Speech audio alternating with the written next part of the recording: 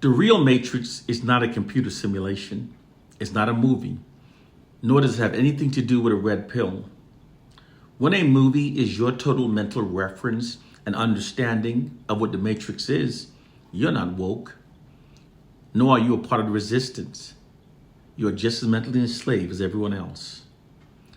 This video is being made for those who want to know what the real Matrix is.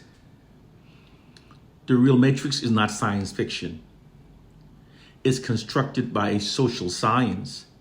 Social science is one of the branches of science devoted to the study of human behaviors, specifically how people interact with each other, behave, develops as a culture, and moves forward as a society.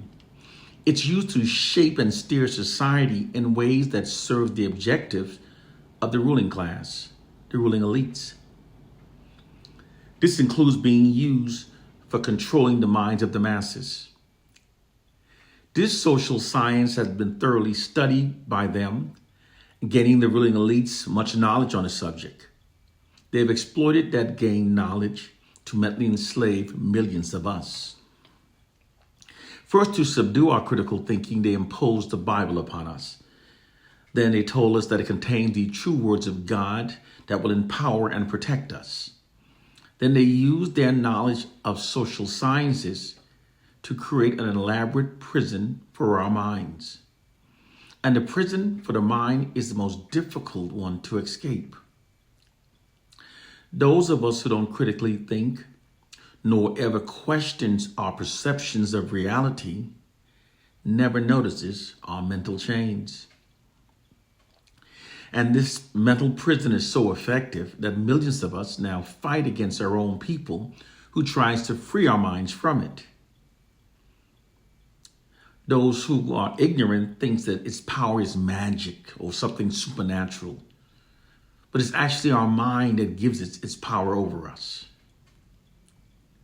I never said that what I teach would be easy for all to comprehend. I only said that it would be the absolute truth. The truth that will go over the heads of many of our people. And it's just the way it is. Everyone won't understand it. Sometimes a fruit falls from a tree and rolls so far away from its roots that it's no longer part of the tree. The hard fall and long journey totally, profoundly changes the fruit. And there's nothing can be done to reconnect the fruit back to the roots of its tree. Even if a bee could explain to a fly why pollen is better than shit, the fly would not understand, because the fly doesn't have a mental reference of what honey is.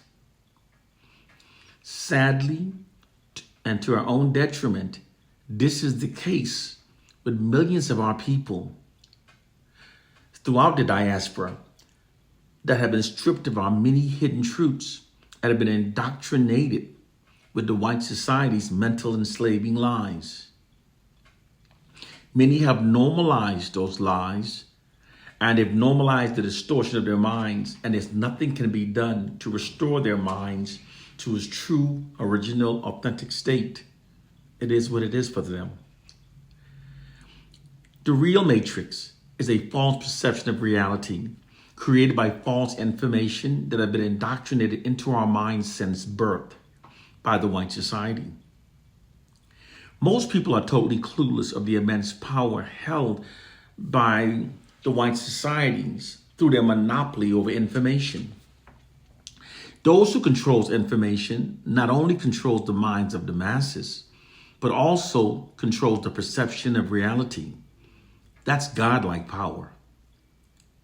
Because of that power, your perception of reality is an elaborate white deception.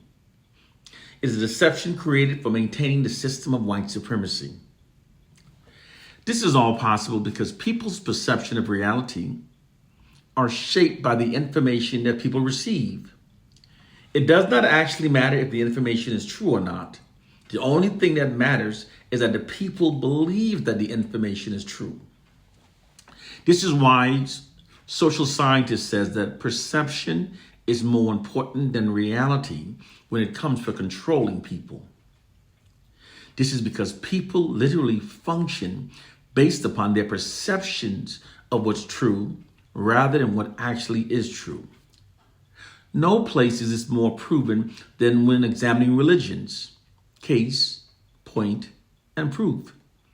Millions of people believe that God created Adam and Eve. Okay, he created Adam, then he created Eve as from the rib of Adam as being a helpmate of Adam. This is believed by countless millions of people around the world. People literally function based upon that belief, and it has been used to assign all women to be inherently subordinate status within relationships with men. The women are always the second, the subordinate. However, it has been scientifically proven that the biblical story of Adam and Eve is totally untrue. We know it's untrue because according to a biblical expert, Adam and Eve lived between 6,000 to 8,000 years ago. The problem with these calculated numbers is that science has confirmed time and time again that people have existed on Earth long before the Adam and Eve timeline. In South Africa, scientists unearthed ancient bones belonging to at least 15 individuals. These bodies are estimated at being over 20,000 years old. There was also the remains of a female in Ethiopia that they've called Lucy. It's estimated to be over 1 million years old. The fact is that the oldest human remains ever found was a woman. No woman has ever come from the rib of a man. Never happened. But every man has come from the wombs of a woman. But instead of functioning based upon these noted facts, millions of people function based upon the fictional story of Adam and Eve, thus giving power to that story. I've just proven to you that people function based upon their perception of what's true instead of what's actually true. The greatest example of this is witnessed with the story of the Jews. You know, the story of Jews being held captive in Africa's ancient Egypt. But here are the facts. There exists no evidence of Jews ever having been held captive in Africa's ancient Egypt. There is no evidence of a leader named Moses, no synagogue. There is no mentions of Jews or 10 plagues in the extensive history of Egypt. We have no clue, not even a single word about the Jews, neither on monumental inscriptions, on walls of a temple, nor on tomb inscriptions, on papyri, nowhere. Israel is absent as a possible foe of Egypt, as a friend of Egypt, and as enslaved in Egypt. There is no evidence. If the story of Jews in Egypt was true, there would have been some evidence of them having assimilated into Egyptian culture. The Egyptians wrote extensively in their distinctive writings, and they practiced details, their paintings and murals on the tombs. However, none of these depictions, none depict any of the 10 plagues. The Egyptians left us no evidence of Jews ever being in Egypt. The Egyptian records have no mentions of anything that happened in Exodus. Furthermore, the myth of the Jewish of slaves being in Egypt has been disproven in the 1990s when they found graves of laborers. Egyptian archaeologists agreed and concluded that no way would they have been buried so honorably if they were slaves. It is now estimated that between 10 to 30,000 paid workers were responsible for building the pyramids of Africa's ancient Egypt. And radiocarbon date testings have scientifically confirmed that the pyramids were built during a time period when only Africans lived in ancient Egypt. However, contrary of all of these facts, millions of people around the world believe that enslaved Europeans built the pyramids of Africa's ancient Egypt. That myth is being taught within synagogues and institutions around the world. But it's totally untrue. This clearly demonstrates that people function based upon what is perceived as being true rather than what actually is true. Now that you've learned this fact, you are now ready to learn what the real matrix actually is. The real matrix is an enormous illusory truth effect, also known as illusionary truth effect, that has been grafted upon us and indoctrinated into our collective minds since birth through the white society's monopoly over information. A illusory truth effect is when the public have been made to believe that false information is true because of being constantly subjected to the false information. And then their thoughts and behaviors align with the false information. They then accurately perceive reality based upon the false information. This is what the white society has done. Because the white society controls all information that the world believes, they've exploited this fact by feeding false, white, exalting information to the masses, thus creating an illusionary truth that serves the system of white supremacy. The world is being inaccurately perceived through the distorted lens of the white society. The white society's greatest power is their ability to create false narratives that falsely exalt their racial group and then impose those narratives upon society and then have the masses function based upon those false narratives as if they're true. They've always done this. They've always created falsehoods that empowers their racial group. Lies that exalt their racial group by placing themselves at the top and at the center of everything. An example that proves this to be true is the fact that billions of people around the world believe the myth of a white God. It happened because the white society exploited its monopoly over the God narrative by creating the image of a white God and then impose that image and ideology of a white God onto the world. That narrative places the white society at the top of all racial groups. Creating a white God gives the white population social capital over all non-whites. When the masses are made to believe that God is white, this conveys a subliminal message that whites are inherently closer to God and is therefore inherently superior than all other groups. They've spread lots of false information into the society that empowers their racial group in the same manner. The white society sits upon a throne of white exalting lies that the public function based upon. These lies are created and sustained by Orwellian propaganda. Orwellian propaganda are societal conditions created and sustained by disinformation, misinformation, distortion of facts, denial of truth, and even the manipulation of the past to falsely exalt the white society. According to white social scientists, truth is not important.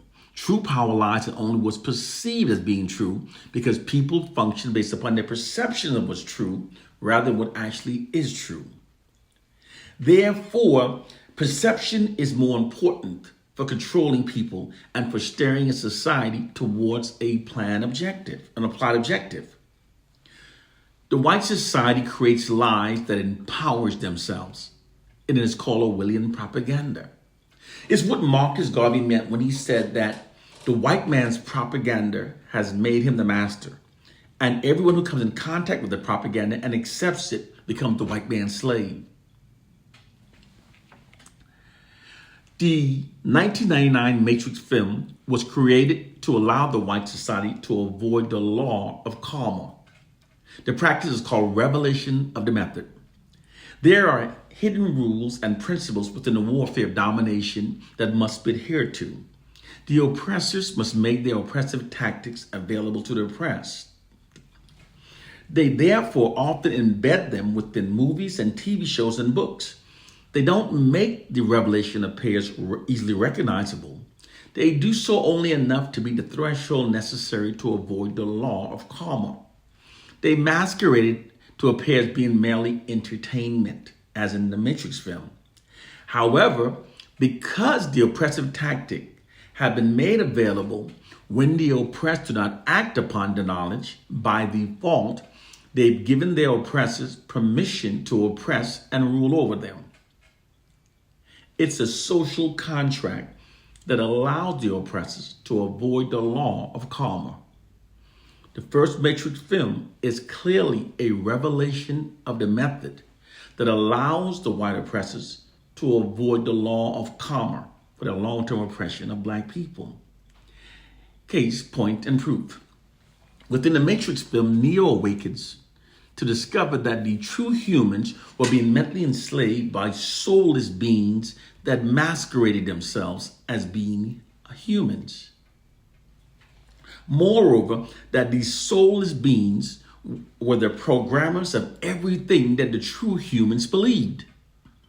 They perpetually kept the humans trapped within a false version of reality that allowed them to exploit them without resistance.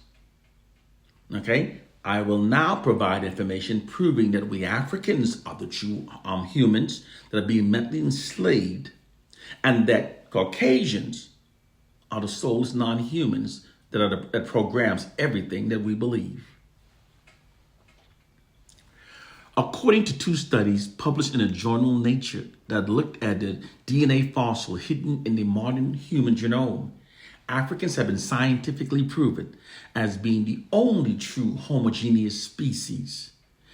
Africans' melanated skin and our hair type have been scientifically proven as being the direct result of Homo sapien DNA. So when they make us hate ourselves, they make us hate what's human about us. The oppressor's skin color and hair type has been proven to being the result of their Neanderthal DNA.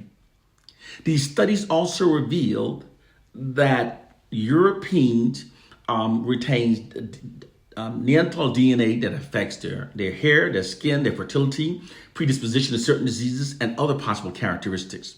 And the Darwinian evolutionary theory chart does not apply to we Africans. Unlike Caucasians and all other groups that evolved from primates, Africans have instead always been Homo sapiens. The actual scientific term for all other groups is actually Homo sapiens sapien. The additional sapien refers to modern humans that evolved from primates. The Caucasians separate themselves from the Neanderthals, and they falsely place themselves at the top of we African Homo sapiens, claiming that they are the superior ones. And they explain away their physical difference by creating the false narrative that they turn white due to migrating to the colder climates of Europe, a form of cold weather albinism. However, it's been scientifically proven that Caucasians are not African albinos. That's never been a fact. Their white skin is a result of Neanderthal DNA. Okay? Now I will demonstrate that they are also the soulless beings.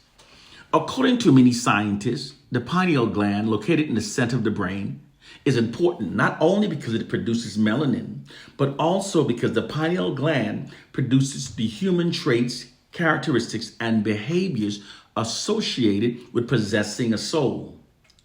This includes sympathy, compassion, empathy, and remorse. It's therefore regarded as the principal seat of the soul. Scientists have found that the pineal gland within Caucasians are over 80% calcified and therefore non-functioning. This literally means that 80% of what controls Caucasians' thoughts, decisions, behaviors, and in regards to the soul does not work. This scientific finding correlates with their behavior demonstrated throughout history, because throughout history, the Caucasians have demonstrated an almost total disregard for the human lives of other racial groups. Their subjugation, murder, exploitation of all other races is unparalleled. There has never been a time in human history where the oppressors have not either exploited millions or have either contributed to the suffering of millions. This is still the truth. They've killed, pillaged, and raped more people throughout history than any other group has done so. This isn't hate speaking. This is the truth. And quiet as is kept and underreported, most violent crimes today are still in fact committed by Caucasians. Because they control the flow of information, They've kept this fact away from the masses. This is not hate speech. When you look at the facts, you can legitimately ask the question, does the oppressors actually have souls? Or do they merely impersonate the behaviors of empathy and sympathy? Now I've just demonstrated to you the reality. Now you know what the real matrix is. One love and peace.